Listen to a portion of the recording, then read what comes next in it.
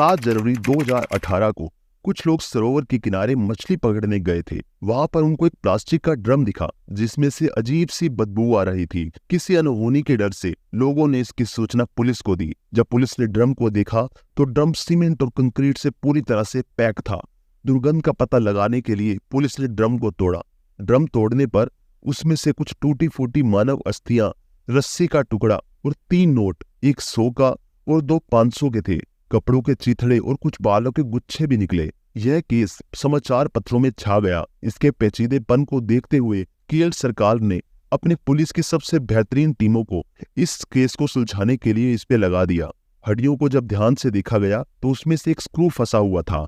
वो स्क्रू कुछ ऐसा था जैसा हड्डी को जोड़ने के लिए इस्तेमाल किया जाता है। पुलिस को एक राहत की सांस मिली। स्क्रू के अलावा पुलिस के पास ऐसा कुछ भी नहीं था जिससे ये पता लगा सके कि मृतक कौन है और कहां से आया है। यहाँ तक कि यह भी बताना मुश्किल था कि मृतक नर है या मादा।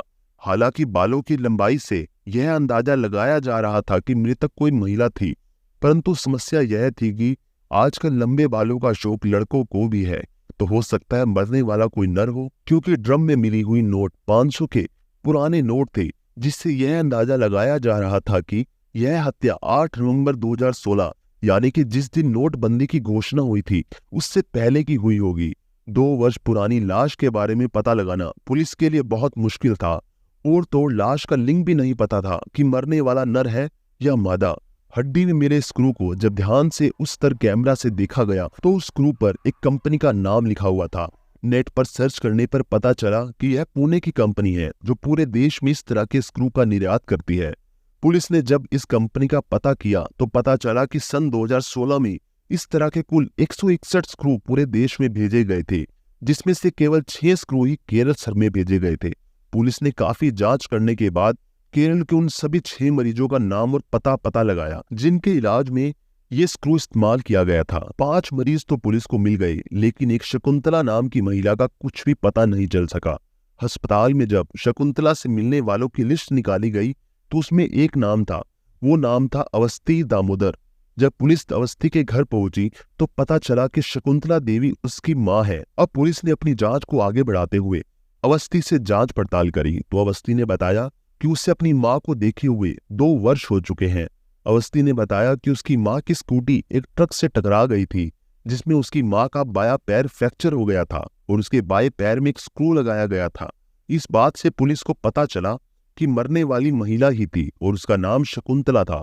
जब पुलिस के समक्ष सबसे बड़ा सवाल अब ये था कि शकुंतला की हत्या किसने और क्यों की। इसके लिए पुलिस ने अवस्थी की कुंडली खंगालनी शुरू कर दी। फिर पुलिस को पता चला कि अवस्थी और उसका प्रेमी सुजीत शकुंतला के साथ ही रहा करते थे। अवस्थी ने अपने प्रेमी सुजीत के बारे में पुलिस को पहले से कुछ भी नहीं बताया था। पुलिस को समझ में नहीं आ रहा था कि प्रेमी वाली बात अवस्थी ने क्यों छुपा रखी थी। पुलिस ने फिर से अवस्थी को थाने बुलाकर पूछताछ शुरू करी। पुलिस, तुमने अपने प्रेमी सुजीत के बारे में क्यों नहीं बताया? अवस्थी, साहब क्या बताती, वो तो 20 दिन पहले 9 जनवरी 2018 को ही आत्महत्या कर ली। पुलिस को आश्चर्य हुआ क्योंकि 7 जनवरी को ड्रम में लाश मिलने की खबर पूरे समाचार पत्रों में छपी थी और 9 जनवरी को ही सुजीत ने आत्महत्या कर ली। कहीं सुजीत ही तो हत्यारा नहीं था? अब इस बात का खुलासा केवल अवस्थी ही कर सकती थी। अतः पुलिस ने उससे सख्ती से पूछताछ शुरू करी। अवस्थी ने कुछ ऐसी कहानी सुनाई। अवस्थी, साहब, जब माँ अस्पताल से घर आई तो उसके कुछ दिन बाद माँ को चेचक हो गया था। अतः मैं अपने बच्चों के साथ बगल में एक लॉज में रहने चली गई।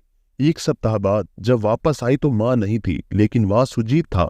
उसने कहा कि तुम्हारी माँ एक ईसाई मशीनरी के साथ दिल्ली चली गई है और यह कहकर गई है कि अब वह उन्हीं के साथ रहेगी। साहब, मेरी माँ और मेरे बीच संबंध अच्छे नहीं थे। मेरी माँ मेरे और सुजीत के रिश्ते को लेकर काफी किचकिच करती थी, अतः मुझे खुशी हुई कि वह अब कोई किचकिच नहीं करेगी। पुलिस ने अवस्थी से यह जानकारी लेकर सुजीत की कुंडली खंगालनी शुरू कर दी। सुजीत का एक खास दोस्त था, सुरेश, जो ऑटो चलाता था। लोगों ने बताया कि जिस दिन शकुंतला गायब हुई थी उस दिन सुजीत के साथ उसका दोस्त सुरेश भी शकुंतला के घर आसपास दिखाई दिया था।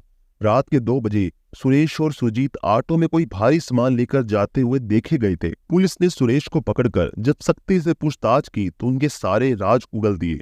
सुरेश, साहब, सुजीत शादीशुदा होते हुए भी अवस्थी से संबंध बनाए हुए था। उसकी शादी की खबर अवस्थी को तो नहीं थी, लेकिन शकुंतला को हो गई थी। शकुंतला यह सच्चाई बताकर अपनी बेटी का दिल नहीं तोड़ना चाहती थी।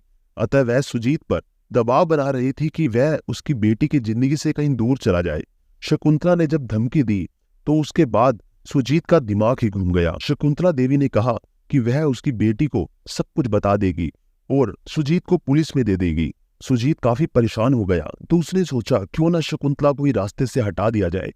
चेचक के समय जब अवस्थी घर से दूर रहने लगी तब सुजीत को मौका मिला। उसने गला दबाकर शकुंतला की हत्या कर दी और लाश को प्लास्टिक के ड्रम में भरकर उसके ऊपर कंक्रीट डालकर पाक कर दिया। उसके बाद सुजीत ने और सुरेश ने रात को ऑटो में ड्रम ले जाकर पानी में अंदर डुबो दिया। आखिरकार पुलिस ने एक ऐसा मामला सुलझाया जिसमें ना मरने वाली का कोई पता था, ना कोई सबूत था। मेरी नजर में पुलिस द्वारा सुलझाया गया एक अद्भुत मामला है। दोस्तों, आपको ये मामला कैसा लगा कमेंट बॉक्स में जरूर बताइएगा।